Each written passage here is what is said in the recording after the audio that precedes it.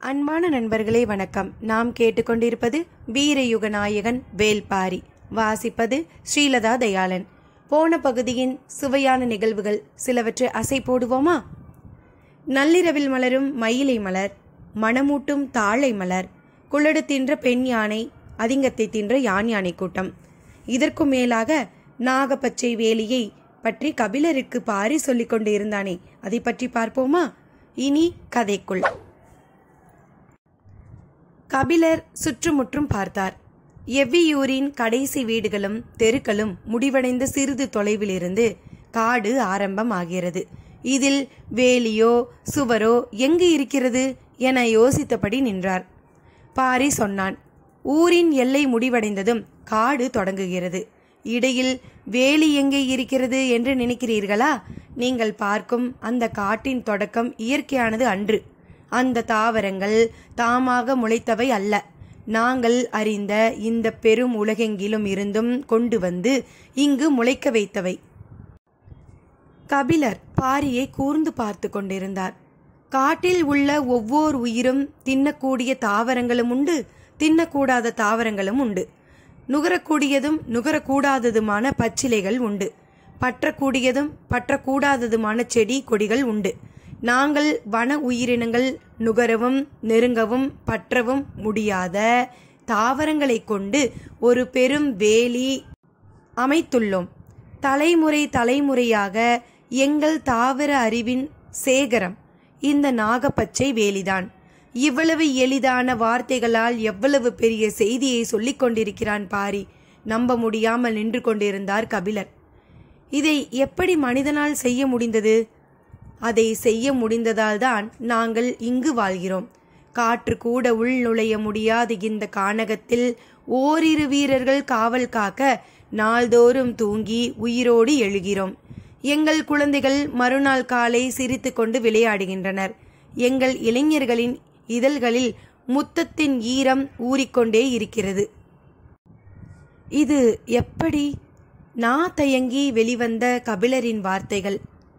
வெறிமணம் கொண்ட செடி கொடி மரங்களால் சூழ்ந்து கிடக்கிறது இந்த வேலியின் வெளிப்புறம்.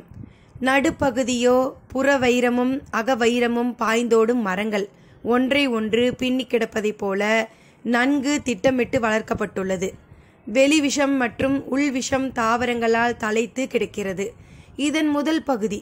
இந்த 3 பகுதிகளின் இடைவெளியிலும் நஞ்சு ஏறிய அள்ளரி வேர்களுக்கு சுருக்கு வலை பின்னப்பட்டுள்ளது. நச்சு பிசின் வழியும் மருவு தொடரின் பட்டைகள் இடைவிடாதிருக்கும். ஒன்றின் மேல் ஒன்றாக வைத்து பின்னி பிணைந்து உருவாக்கப்படும் பிணையல் மாலையை போல தாவர பச்சிலைகளோடு பிணைந்து கட்டி கிடக்கும்.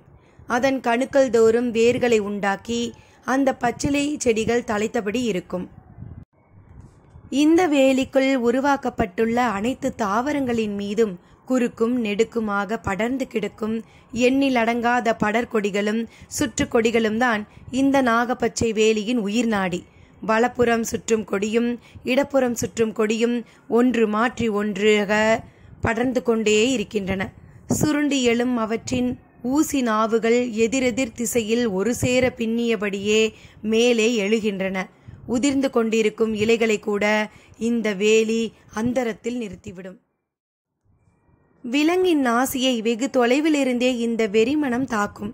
அதையும் கடந்து உள் நுழையும் உயிரினம் விஷமுள்ளாலோ நச்சு கணுக்களாலோ நாவில் படும் பச்சிலையாலோ சற்றே மயங்கி அமரும்.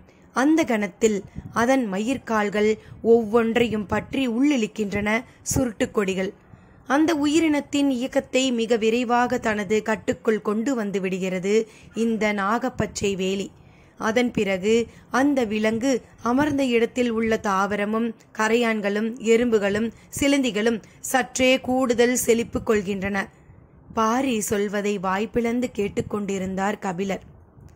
தாமரை இதழை ஒன்றின் மேல் ஒன்றாக அடுக்கி அதன் மேல் ஊன்றப்படும் வேலன் முள் முதல் இதழுக்குள் இறங்கும் நேரம்தான் கனப்பொழுது. 3ஆம் இதழை கடக்கும் நேரம்தான் இமைப்பொழுது. 6ஆம் இதழுக்குள் நுழையும் நேரம்தான் வினாடி பொழுது. எந்த ஒரு விலங்கின் இயக்கத்தையும் வேலன் முள் 6ஆம் இதழை கடக்கும் பொழுதுக்குள் நிறுத்திவிடும் ஆற்றல் இந்த நாகப்பச்சை வேலிக்கு உண்டு என்று எம் முன்னோர் கூறுவர். இயற்கையை பற்றிய பேரறிவின் முன்னர் தூசி என நின்று கொண்டிருப்பதாக கபிலர் உணர்ந்தார். மேற்கு மலையின் விளிம்பில் பொன் வண்டு தனது கடைசி கால்களை உள்ளிழுத்து கொண்டிருந்தது. பாரி இறங்கும் சூரியனையே பார்த்து கொண்டிருந்தான். ஆச்சரியம் விலகி சற்றே ஆர்வம் மேலிட கபிலர் கேட்டார், எந்த வெறிமனம் யானைகள் கூட்டத்தை விரட்டக்கூடியது? ஒளி உள்வாங்கும் அழகை பார்த்தபடி பாரி சொன்னான், எழிலை பாலை. கபிலரின் கண்கள் பூத்தன. அந்த மரத்தின் வாடையை நுகரும் யானைகள் காத தொலைவுக்கு விலகி ஓடும் என்றான் பாரி. அந்த மரங்கள் எங்கே இருக்கின்றன? நான் அருகில் சென்று பார்க்க வேண்டும். பாரியின் உதட்டில் சின்னதாக ஒரு சிரிப்பு ஓடி மறைந்தது. சிரிக்கக்கூடிய கேள்வியையா நான் கேட்டுவிட்டேன் என்று யோசித்தபடி பதிலுக்கு காத்திருந்தார் கபிலர். ஒவ்வொரு திசைக்கும் ஒரு மரம் நின்று கொண்டிருக்கிறது. எறும்பு கூட்டங்களைப் போல யானை கூட்டங்கள் திரியும் இந்த காட்டில் திசைக்கு ஒரு மரம் போதுமா? அதற்கும் அதிகமாக வைத்தால் எவ்வியூர் தாங்காது என்றான் பாரி. கபிலருக்கு பதில் விளங்கவில்லை. பாரி சொன்னான், அந்த மரத்தால் வேறு தொல்லைகள் இருக்கின்றன. மத யானை எழிலை பாலையின் வாசனையை நுகர்ந்துவிட்டால் வெறி கொண்டு வந்து அந்த மரத்தை அடியோடு பிடுங்கி எரிந்து நாசம் செய்துவிடும். பின் எப்படி சமாளிப்பீர்கள்? அதன் பிறகு மனித முயற்சிதான். ஆயுதங்களும் பறை ஒளிகளும் தீப்பந்தங்களும் தான் கை கொடுக்கும். திசைக்கு ஒன்று என்றால் வந்த திசையில் இருக்கும். அந்த ஒன்றோடு அதன் ஆத்திரம் தனிய வாய்ப்பு இருக்கிறது அல்லவா? இப்படி ஒரு நிகழ்வு 3 தலைமுறைக்கு முன்னர் நடந்ததாக சொல்வார்கள். ஆர்வத்தில் கேட்ட கேள்வி அதிர்ச்சியை பதிலாக கொடுத்தது. கனப்பொழுதுக்குள் மாறி செல்லும் உணர்வுகளின் வழியே பயணமாகிக் கொண்டிருந்தது கபிலரின் எண்ணம். அது மட்டுமல்ல, இன்னொரு பிரச்சனையும் உண்டு. அதுதான் மிக முக்கியமானதும் கூட. என்ன அது? அந்த மரத்தின் வாசனை காமத்தை தூண்டும். கோல் கொண்டு நெருப்பை கிளறுவதைப் போல அது வாசனையை கொண்டு காமத்தை கிளர்த்தி கொண்டே இருக்கும். சற்றே இடைவெளி விட்டு பாரி சொன்னான், எவ்வியூருக்குள் வேறு வேலையும் நடக்க வேண்டும் அல்லவா? அதனால்தான் திசைக்கு ஒரு மரம் மட்டும் வைத்திருக்கிறோம். பாரியின் சொல்லை தாண்டி வெளிவந்தது சிரிப்பு. கபிலரும் சேர்ந்து சிரித்தார். நினைவு வந்ததும் சட்டென சிரிப்பை அடக்கிவிட்டு கேட்டார், அதனால்தான் மரத்தின் அருகில் சென்று நான் பார்க்க வேண்டும் என்று கேட்டதற்கு நீ சிரித்தாயா? அவ்வளவு நேரம் அடக்க மாட்டாது வெளிப்பட்ட சிரிப்பு இப்போது பீரிட்டது. சிரித்தபடியே ஆம் என தலையை மேலும் கீழுமாக ஆட்டினான் பாரி.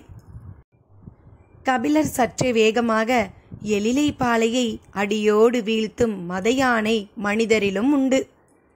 சட்டென பாரி சொன்னான், காமம் கண்டு பயந்த சொல் இது. பயம் இல்லை என்று சொல்ல நான் பொய்யன் அல்ல. ஆனால் பயப்பட மாட்டேன் என சொல்ல பொய் தேவையில்லை. அதுதான் புலவன். சொல் சுடும்போது சொல்லை சுடுவான் என்று சொல்ல கேட்டுள்ளேன். இன்றுதான் சொல்லி கேட்கிறேன். நாளிகை மணியோசை எவ்வியூர் முழுவதும் எதிரொலித்தது. சூரியன் முழுவதும் விழுந்தவுடன் இருள் காட்டின் எல்லா திசைகளில் இருந்தும் இறங்கி வந்து கொண்டிருந்தது. பந்தங்களை ஏற்றும் வீரர்கள் கையில் நீண்ட குழல் போன்ற விளக்குகளுடன் ஓரிடம் நோக்கி குவிந்து கொண்டிருந்தனர். பேச்சு எதிர்பாராத கணத்தில் காமத்துக்குள் போனதை பற்றி யோசித்தபடி கபிலர் கூறினார், இரவு வரும்போதே ஏதாவது ஒரு வடிவில் காமத்தையும் அழைத்து வந்து விடுகிறதே.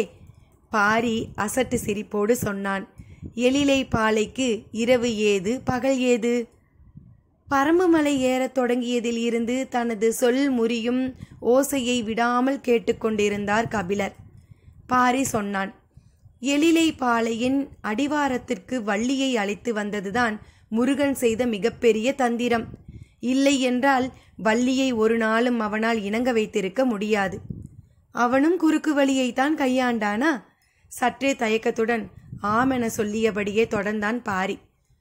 முருகன் வேட்டுவர் குலம், வள்ளியோ கொடிக்குளம். செடி கொடிகளை அறிந்தவர்கள் வேட்டையாடியவர்களை விட மனநுட்பத்தில் முன்னேறியவர்கள் அல்லவா? வலிமையை விட நுட்பத்துக்கு தானே ஆற்றல் அதிகம். அதனால்தான் முருகனால் வள்ளியின் மனதில் எதை சொல்லியும் இடம் பிடிக்க முடியவில்லை. காட்டை அழித்து பயிரிடு. முன் அந்த நிலத்தில் காமம் நிகழ்த்தி மனித குருதி படிந்த தாய் நிலத்திற்குள் முதல் பயிரிடுதலை தொடங்கியவர்கள்தான் கொடிக்குளத்துக்காரர்கள். முதலில் நட்ட வள்ளிக்கிழங்கை தோண்டி எடுக்கும் போது இடுப்பு வலி கண்டு அந்த நிலத்திலேயே பிறந்தாள் அந்த பெண். விதைத்த இடத்திலேயே முளைத்தவள் அவள். அதனால் அந்த செவ்வள்ளி கிழங்கின் பெயரையே அந்த அழகிய பெண்ணுக்கு சூட்டினர். வள்ளிக்கிழங்கும் வஞ்சிக் கொடியுமே பெண்ணாக மாறிய பேரெழில் கொடிக்குளத்துக்கு உரியது. செடி கொடிகளை அறிந்தவர்களை எளிதில் ஈர்க்க முடியாது. அவர்கள் கணம்தோறும் உயிரின் வளர்ச்சியை பார்த்து மகிழ்ந்தவர்கள். வண்ணங்களையும் வாசனைகளையும் அவர்கள் அளவுக்கு அறிந்தவர்கள் யாரும் இருக்க மாட்டார்கள். அவர்களின் கவனத்தை கவர்வதோ காதலை பெறுவதோ எளிதுகல்ல. வேறு வழியே இல்லாமல்தான் எழிலை பாலையின் அடிவாரத்திற்கு வள்ளியை அழைத்துச் சென்றான் முருகன். கபிலரின் கண்முன் காலமும் காதலும் கடவுளும் ஒன்றை ஒன்று பின்னி மேலே எழுந்தபடி இருந்தன. ஆண் ஆதியில் இருந்தே வெல்வதற்கு தான் முயன்றிருக்கிறான். பெண் ஆதியில் இருந்தே நம்புவதற்காகத்தான் ஆசைப்பட்டிருக்கிறாள். பாரி சொன்னான். எழிலை பாலை பெண்மையால் பூக்கும். அதைவிட முக்கியம் பெண்ணையும் ஆணையும் ஒரு சேர பூக்க வைக்கும். வியப்பு நீங்க சிறிது நேரமானது. உள்ளுக்குள் ஏனோ ஒரு சிரிப்பு பொங்கி வந்தது. அதை அடக்க முடியவில்லை. சற்றே திரும்பி சிரித்தார் கபிலர். ஏளனம் கொண்ட அந்த சிரிப்பின் தொனியை கவனித்த பாரி, இதில் சிரிக்க என்ன இருக்கிறது என பார்வையால் கேட்டான். கபிலர் சொன்னார், அந்த எழிலை பாலையை தலைமாட்டில் நட்டு வைத்து குடும்பம் நடத்தி கொண்டிருக்கும் கூட்டத்தோடு நான் வந்து சேர்ந்து விட்டேனே என்று என்னை நினைத்து சிரித்தேன். கபிலரோடு சேர்த்து வெடித்து சிரித்தான் பாரி. இருளை விரட்ட பந்தங்கள் தயாராகி கொண்டிருந்தன. பாரி சொன்னான், பந்த ஒளிக்கு பூச்சிகள் வந்து விழாமல் இருக்க இழுப்பை எண்ணெய் ஊற்றப்படுவதை நீங்கள் அறிவீர்கள். ஆனால் அதற்கு எல்லாம் இந்த காட்டுப்பூச்சிகள் கட்டுப்படாது. நாங்கள் பயன்படுத்துவது கொம்பன் விளக்குகள். அதில் நாகக்கழிவும் நஞ்சு பிசினும் சேர்த்து மெழுகியிருப்போம். பந்தம் எறிவது திரியில் இருந்து மட்டுமல்ல, திரியோடு சேர்ந்து விளக்கின் விளிம்பும் கருகியபடி தீந்தி எரியும். அந்த வாசனையை ஊடறுத்து பூச்சிகளால் உள்நுழைய முடியாது. ஒரு வகையில் இதை ஒளி வலை என சொல்லலாம். ஒவ்வொரு பருவ காலத்திற்கும் மாறுபடும் பூச்சி இனங்களுக்கு ஏற்ப கொம்பனில் தேய்க்கும் பசையும் மாறும். எண்ணெயின் சேர்மானமும் மாறும். அப்போதுதான் அவற்றை கட்டுப்படுத்த முடியும். கபிலர் பந்தம் ஏற்றப்போகும் காவலர்களை பார்த்து கொண்டிருந்தார். ஒரு பெரும் தாழ்வாரத்தின் அடியில் அவர்கள் எல்லோரும் கூடியிருந்தனர். கொம்பன் விளக்கில் எண்ணெய் ஊற்றப்பட்ட பிறகும் அவர்கள் நெருப்பை பற்ற வைக்காமல் யாருக்காகவோ காத்திருந்தனர். தொலைவில் மாளிகையின் மேல் மாடத்தில் இருந்து அதை பார்த்து கொண்டிருந்த கபிலர் கேட்டார், உனது உத்தரவுக்காக தான் காத்திருக்கிறார்களா? இல்லை, அவர்கள் குலநாகினியின் வருகைக்காக காத்திருக்கின்றனர். பாரி சொல்லிக் கொண்டிருக்கும் போதே வயதான கிழவிகளின் கூட்டம் ஒன்று எவ்வியூரின் கீழ் திசையில் இருந்து நடந்து வந்து கொண்டிருந்தது. கபிலர் எட்டி பார்த்தார். பாரி கையை காட்டி சொன்னான், அதுதான் நாகினிகளின் கூட்டம். அதற்குள்தான் குலநாகினி வந்து கொண்டிருப்பாள். அவள்தான் எங்கள் குல மூதாய்.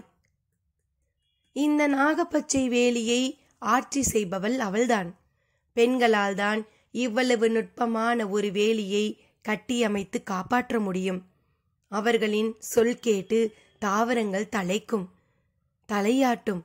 அவர்களின் உடம்பில்தான் கொடிக்குளத்தின் இரத்தம் ஓடுகிறது. ஆதியில் நிலத்தில் சிந்திய குருதியில் இருந்து தலைத்தவர்கள்தானே அவர்களின் முன்னோர்கள். ஒரே நேரத்தில் மண்ணுக்குள் வேர்விடவும் மேல் நோக்கி முளைவிடவும் தாவரங்களால் முடிவதைப் போல இவர்களால் முடியும். கருவுக்குள் புது உயிர் சூழ்கொள்ளும் கணத்தில் கூட பிறந்த பிள்ளைக்காக மார்பில் பால் சுரந்து கொண்டிருக்கும் அல்லவா? எல்லாம் தாவர பட்சினிகள், அபார ஆற்றல் படைத்தவர்கள். இவர்களிடம் மிக கவனமாக இருக்க வேண்டும். பாரியின் குரலுக்குள் இதுவரை கேட்டறியாத அச்சம் இருந்தது. குல சமூகத்தில் பெண்ணின் தலைமை இடத்தை வேளிர் குலம் அப்படியே வைத்துள்ளது. எங்களின் மூதாயின் குரலுக்கு குலமே அஞ்சும் என்றான் பாரி. இவர்கள் பேசிக்கொண்டிருக்கும் போது அந்த கூட்டம் பந்தங்கள் ஏற்றப்படும் தாழ்வாரத்திற்கு வந்து சேர்ந்தது. நகரெங்கும் ஏற்றப்பட வேண்டிய பந்த எண்ணெய்களின் வாடையையும் கொம்பன் விளக்கின் வாடையையும் நுகர்ந்து பார்த்தபடியே ஒவ்வொரு விளக்காக ஏற்றி கொடுத்து கொண்டிருந்தார்கள் நாகினிகள். ஏற்றப்பட்ட விளக்குகளை கையில் ஏந்திய வீரர்கள் அவற்றை உரிய இடங்களுக்கு எடுத்து சென்று கொண்டிருந்தனர். நாகப்பச்சை வேலியையும் ஒளிவலையையும் நிர்வகிப்பவர்கள் குலநாகினியின் தலைமையிலான பெண்களே. அவர்கள்தான் பருவ காலங்களில் தம்மையும் அறிந்து செய்ய வேண்டிய எல்லா முன்னெச்சரிக்கைகளையும் செய்து இந்த நகரையும் எங்களையும் காத்து வருகிறவர்கள். ஆண்கள் எல்லோரும் விலங்குகளை வேட்டையாடவும் வெளி உலக மனிதர்களிடமிருந்து தற்காக்கவும் தான். புல் பூண்டில் இருந்து இலையின் முனைக்கு வந்து இரு கால்கள் நீட்டி எட்டி பார்க்கும் எறும்புகள் வரை அறிந்தவர்கள் அவர்களே. பிரமிப்பு நீங்காமல் இருந்தது பாரியின் ஒவ்வொரு வார்த்தையும். வந்ததிலிருந்து இதுவரை பார்த்தறியாத பாரியை கபிலர் இப்போது பார்த்து கொண்டிருந்தார். நாகினிகள் பார்க்கிறார்கள், வாருங்கள் கீழிறங்கி போவோம் என்றான் பாரி. இருவரும் அந்த இடம் நோக்கி நடந்தனர். வீரர்கள் தீப்பந்தம் ஏந்தி எல்லா திசைகளிலும் சென்று கொண்டிருந்தனர். எல்லா தீப்பந்தங்களும் அந்த இடத்தில் வைத்துதான் ஏற்றப்படுவதால் அங்கு கரும்புகை நிரம்பி இருந்தது. உள்ளே இருக்கும் யாருடைய முகமும் அருகில் வரும் வரை தெரியவில்லை. கரும்புகைக்குள் நுழைந்ததும் பாரி வணங்கினான். கபிலருக்கு புகைவாடை பெரும் உமட்டலை கொடுத்தது. கண்கள் வேறு எரிந்தன. உள்ளுக்குள் இருக்கும் யார் முகமும் தெரியவில்லை. உமட்டலை அடக்கியபடி கண்களை கசக்கி கசக்கி பார்த்தார். புகை பொங்கி பொங்கி வந்து கொண்டிருந்தது. மூக்கில் கார நெடி ஏறி தும்மல் உருவானது. மூச்சிழுத்து வாய் திறந்தபடி தும்மப்போகும் அந்த நொடியில் மூக்குக்கு மிக அருகில் தெரிந்தது பெரு விழி விரிந்திருந்த குலநாகினியின் முகம். அத்தியாயம் 13. நள்ளிரவு நெருங்கியது. எவ்வியூரை விட்டு சற்று தொலைவில் நடுக்காட்டில் பெரும் மர அடிவாரத்தை சுற்றி வட்ட வடிவில் ஊரே உட்கார்ந்திருந்தது. எங்கும் பந்தங்கள் எரிந்து கொண்டிருந்தன. நடுவில் ஆடுகளம் இருந்தது. உட்காருவதற்கு ஏதுவாக மண் திட்டுகளும் மர அடுக்குகளும் உருவாக்கப்பட்டிருந்தன. அந்த பெரும் மரப்புதர்தான் கொற்றவையின் இருப்பிடம். அந்த மர அடிவாரத்தின் முன்னர் இலை விரித்து 15 விதமான பணக்கூடைகள் நிறைய பல்வேறு வகையான பழங்கள் நிரப்பி வைக்கப்பட்டிருந்தன. சுற்றிலும் பெரும் கூட்டம். நேரெதிரே பாரியின் இருக்கை. அதற்கு பக்கத்தில் கபிலர் அமர்ந்திருந்தார். மரத்தின் வலது பக்கம் எண்ணற்ற பாணர்கள் வாத்திய கருவிகளோடு காத்திருந்தனர். இடது பக்கம் குலநாகினி உட்கார்ந்திருந்தாள். அவளை சுற்றி நாகினிகளின் கூட்டம் இருந்தது. ஊர் மன்றலில் நடக்கும் குரவை கூத்துக்கோ பாணர்களின் ஆட்டம் பாட்டத்திற்கோ சந்தனவேங்கை முன்பு நிகழும் வள்ளிக்கூத்துக்கோ நாகினிகள் வரமாட்டார்கள். குல சடங்குகள் தவிர்த்து கொற்றவை கூத்துக்கு மட்டுமே அவர்கள் வருவார்கள். இருளின் மையத்தில் சிறுத்திருந்த வெளிச்சத்திற்கு நடுவில் குலநாகினியை பார்ப்பதே அச்சம் கொள்ள செய்தது. அவளின் தோளிலும் மடியிலும் கூகை குஞ்சுகள் தாவி சரிந்து கொண்டிருந்தன. அவள் தன்மேல் போட்டிருந்த தாவர வேர்களால் ஆன மாலைக்குள் சிறு பாம்புகள் நெளிவது போல் கபிலருக்கு தெரிந்தது. அந்த சூழலே மிகவும் அச்சமூட்டுவதாக இருந்தது. விழா தொடங்கவில்லை. பெரும் அமைதி நிலவியது. யாருக்காக காத்திருக்கிறார்கள் என்பது தெரியவில்லை. கபிலருக்கு கொற்றவை விழா பற்றி எத்தனையோ கேள்விகள் இருந்தன. ஆனால் விழா நாள் நெருங்க நெருங்க ஊரே பேச்சை குறைத்து மௌனமாகியது. கபிலரால் யாரிடமும் எளிதில் உரையாட முடியவில்லை. தன்னோடு எப்போதும் பேசி மகிழும் நீலன் மற்றவர்களை விட இறுகிய மௌனம் கொண்டிருந்தான். அவனிடம் இருந்து ஒரு வார்த்தையை கூட கபிலரால் வாங்க முடியவில்லை. ஏனென்றும் புரியவில்லை. கபிலர் கேட்கிறார் என்பதால் பாரி மட்டுமே அவ்வப்போது ஒரு சில கேள்விகளுக்கு பதிலளித்தான். கொற்றவை கூத்து பாலை நிலத்திற்கு உரியதுதானே, அதை ஏன் குறிஞ்சி நிலத்தில் நடத்துகிறீர்கள் என்று கேட்டார் கபிலர். மனம் கொடும் பாலையாக வெடித்து கிடக்கும்போது எங்கே நடத்தினால் என்ன? பாரியிடம் இருந்து இவ்வளவு விரக்தியான ஒரு பதிலை கபிலர் எதிர்பார்க்கவில்லை. அவர் திகைப்புற்று நின்றார். இது குறிஞ்சிக்கு உரிய கூத்து அன்று, ஐந்திணைக்கும் உரிய கூத்து என்ற பாரியின் குரல் சத்தற்று பெரும் கலக்கம் கொண்டிருந்தது. இதற்கு மேல் கேள்வி எதுவும் கேட்க வேண்டாம் என கபிலர் எண்ணிக்கொண்டிருந்த போது பாரி தொடர்ந்தார்.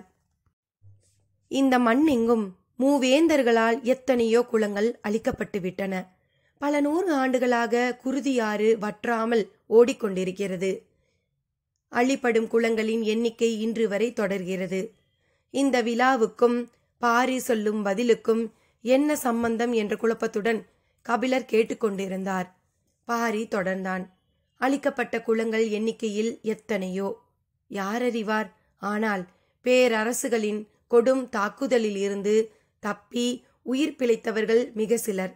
அவர்கள் எங்கெங்கோ அலைந்து திரிந்து இறுதியில் பரமு நாட்டிற்கு வந்து குடியேறி உள்ளனர். மூவேந்தர்களால் அழிக்கப்பட்ட 16 குளங்களின் மிச்சங்கள் இப்போது பரமு நாட்டில் வசிக்கின்றன. அவர்கள் போர் தெய்வமான கொற்றவையிடம் முறையிட்டு ஆறா துயரை கொட்டி வஞ்சின முறைக்கும் விழாதான் இது. அழிக்கப்பட்ட 16 குளங்களின் வழித்தோன்றல்கள் இன்னும் மிச்சம் இருக்கிறார்களா? அவர்கள் எல்லாம் பரமு நாட்டில் இருக்கிறார்களா? செய்தி கபிலரை கலங்கடித்தது. பாரி தொடர்ந்தான். நாங்கள் மட்டுமே வேந்தர்களிடம் இருந்து பாதுகாத்து அடைக்கலம் தர முடியும் என்ற நம்பிக்கையில் அவர்கள் இங்கு குடிபுகுந்தனர். அந்த குளங்களுக்கான குடிப்பாணர்களின் வழித்தோன்றல்கள் இப்போது எங்கெங்கோ இருக்கின்றனர். அவர்கள் எல்லாம் 4 ஆண்டுக்கு ஒரு முறை நிகழும் இந்த விழாவுக்கு வந்து விடுவார்கள். அழிந்த குலத்தின் வரலாற்றை அந்த பாணர்கள் பாட இறுதியில் குலத்தின் வழித்தோன்றல்கள் கொற்றவைக்கு பலியிட்டு சூளுரைப்பார்கள் என்றான் பாரி. அதன் பிறகு இங்கு வந்து அமரும் வரை கபிலர் பேச்சற்றவராக ஆனார். காலம் மனித அனுமானங்களுக்கு அப்பால் இயங்கிக் கொண்டேதான் இருக்கிறது. அதை எதிர்பாராத கணத்தில் சந்திக்கும் போது மனிதன் பொறி கலங்கி போவதை தவிர வேறு வழி என்ன? அழிந்த குளங்களின் வழித்தோன்றல்களை இன்னும் சிறிது நேரத்தில் பார்க்கப் போகிறோம் என்பதை கபிலரால் நம்பவே முடியவில்லை. கடந்த காலத்தின் பெரும் சாட்சி ஒன்று கண்கள் முன்னால் விரிய போகிறது. மிச்சம் இருக்கும் அந்த குளங்கள் எவை எவை?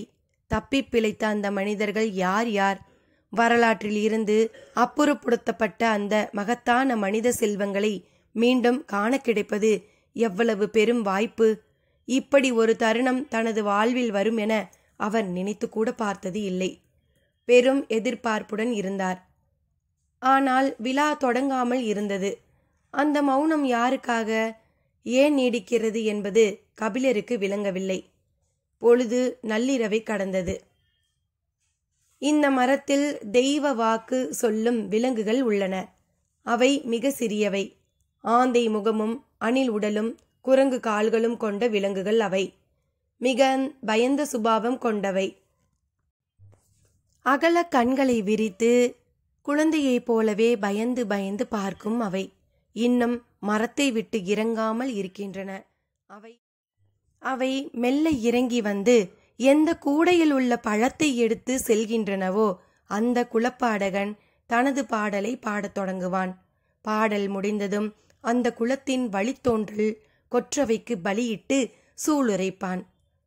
அந்த தெய்வ வாக்கு விலங்குகள் இறங்கி வருவதற்காகத்தான் எல்லோரும் அமைதி கொண்டு காத்திருந்தனர். சிறு சத்தமும் அசைவும் இருந்தால் கூட அவை வெளிவராது. எனவே அந்த இடத்தில் இருள் மிரளும் அமைதி நிலவியது.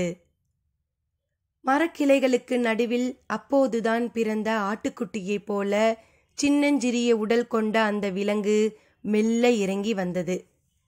தலையை திருப்பி திருப்பி பார்த்தபடி பயந்த விழிகளோடு கூடை அருகில் வந்தது. எல்லோரும் அது எந்த பழத்தை எடுக்கப் போகிறது என்பதனை உற்று பார்த்து கொண்டிருந்தனர். கபிலரின் கண்கள் இமை கொட்டாமல் நிலை குத்தி நின்றன. அசையும் மரக்கொப்பு ஒன்று சிற்றோசை எழுப்ப பயந்து கனநேரத்திற்குள் அது உள்ளோடி ஒளிந்தது. அதன் மறுவருகைக்காக எல்லோரும் காத்திருந்தனர். அதைவிட சின்னதான தெய்வ வாக்கு விலங்கு ஒன்று வேறு திசையில் இருந்து இறங்கி வந்தது. தயங்கியபடி காலெடுத்து வைத்த அது கூடைக்கு அருகில் வந்து சேராது என்றுதான் பலரும் நினைத்தனர். ஆனால் நினைத்து முடிக்கும் கணத்தில் அதன் கையில் 3ஆம் கூடையில் இருந்த இலந்த பழம் இருந்தது. அந்த கணத்தில் காட்டையே மிரட்டும் பேரொளியாக மேலே எழுந்தது குளவை ஒளி. மருத நிலத்திற்கு உரிய கிணை பறை கொட்டும் பாணர்கள் ஆடு களத்திற்குள் நுழைந்தனர். கொற்றவையின் அருகில் வந்த மூத்த கிணையன் சிறு கோல் கொண்டு கிணை பறையின் தோளுக்கு மையத்தில் இருக்கும் கண்ணில் ஓங்கி அடித்தான். உடன் வந்த கலைஞர்கள் எல்லோரும் கிணை முழங்க அச்சமூட்டும் கிணை பாறையின் பேரொளி எங்கும் பரவியது. குடிப்பாணன் பாடலை பாடத் தொடங்கினான். கபிலர் நடப்பதை புரிந்து கொள்ள முடியாமல் பாரியை பார்த்தார். வைகை கரை கூடல் நகரை ஆட்சி செய்த அகுதை குடிப்பாணர்கள் அவர்கள். அகுதையின் குலப்பாடலை பாடப்போகிறார்கள் என்றான் பாரி. கபிலருக்கு மயிர்கூச்செறிந்தது. அகுதையின் வழித்தோன்றல்கள் இந்த உலகில் இன்னும் வாழ்ந்து கொண்டுதான் இருக்கிறார்களா? அந்த கதையை பாணர்கள் பாடுகின்றனரா? கபிலர் உச்சந்தலையை கைகளால் அழுத்தி மயிர்கற்றையின் சிலிப்பை தளர்த்த முயன்றார். கூடல்மா நகரின் வரலாற்றையும் அகுதையின் கதையையும் அணு அணுவாக அறிந்தவர் கபிலர். எத்தனையோ தலைமுறைக்கு முன்னால் நடந்த நிகழ்வு அது.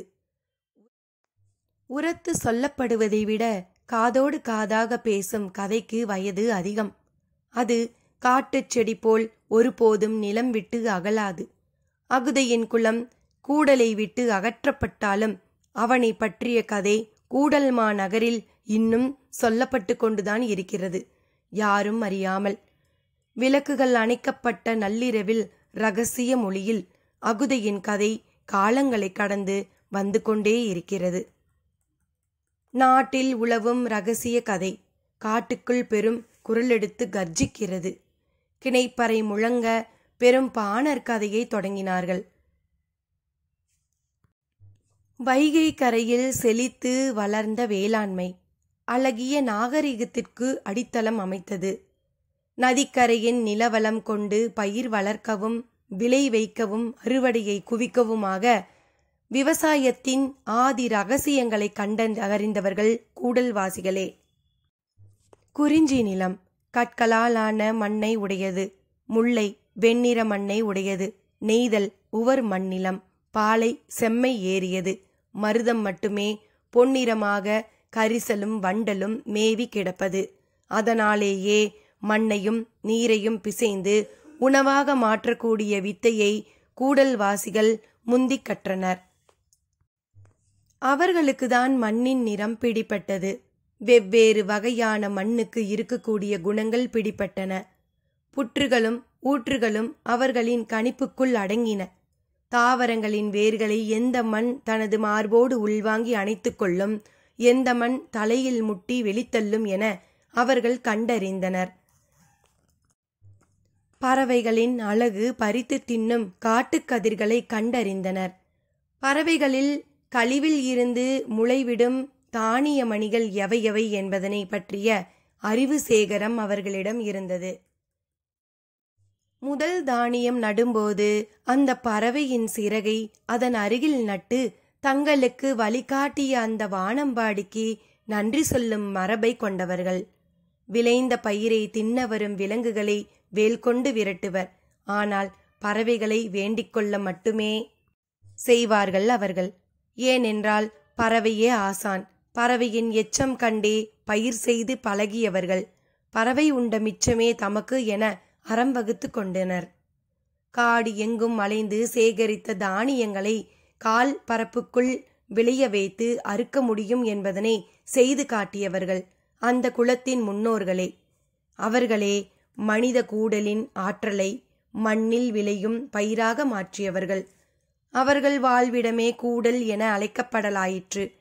அந்த கூடல் நகரை உருவாக்கிய குலத்தின் தலைவன் அகுதை. அகுதையின் கதையை குலப்பாடகன் பாடத் தொடங்கிய கணமே பாரியின் கண்கள் கலங்கின. அகுதையின் தொடர்ச்சியையும் அடுத்து வரும் குலங்களை பற்றியும் சிறிது இடைவெளியில் கேட்கலாமா? நன்றி நண்பர்களே.